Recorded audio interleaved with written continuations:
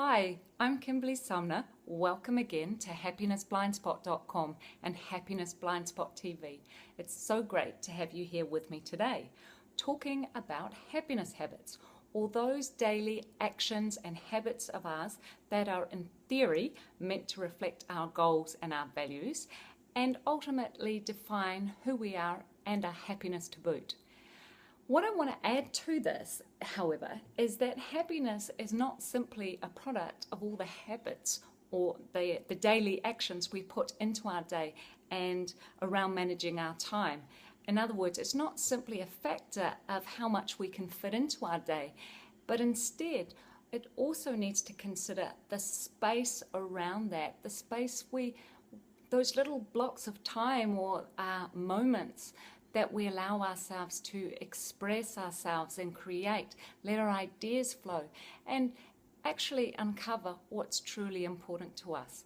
Because there's no getting around the fact that simply putting more happiness habits into our day isn't going to make us any happier unless we have space and time to enjoy them. Another consideration is that our values are an incredibly personal thing that aren't always immediately apparent, despite what we've learned to want through social and cultural conditioning. Instead, they are revealed slowly to us as we learn to pay attention to what our hearts are telling us. And I talk about this more in my upcoming Happiness Blind Spot Business Blast-Off program, which I'm looking forward to launching, and I hope you'll join me there. One of our big challenges is that we're tested in how to express our authentic version of ourselves, or really what is our own expression of love, to let go of the comparisons and the shoulds and instead be far more settled in and comfortable really with our own expression of love and the energy we bring to it. We're also very much tested in accepting that our unique expression of love is good enough, that we don't need to do any more and we can deliver our gifts on our terms. And what this means is finding a framework and being comfortable for that framework around the energy and how much energy we can bring to our work. Really feeling comfortable with the time we devote to our work. And I bring this up because over the last week I've been struggling myself as I've tried to put in more really good habits in place around how I manage my time in order that I could be more productive. And some of that is a result of comparing myself against best practice and really coming up and feeling that I've come up short. What I've noticed as I've become more organized, and naturally I am a very organized person anyway, is my days have become so stretched that I've been running around becoming more productive, and there's been no space or no energy to simply just be, to be me, to accept who I am, and really to have fun with doing it. Because when you stop having fun with it, you lose your mojo. And when you lose your mojo or you lose the magic, your heart doesn't want what you're trying to create, and others pick up the sense of lack that you have, this lack and this sense of not being comfortable with who you are. And that's why it's so important just to take a step back and allow yourself that space simply to be and accept who you are and your own expression of love that you deliver on your terms. Remember, only you can bring your special way of looking at the world to us all. And it's your buzz that you need to cultivate. It's not about doing more.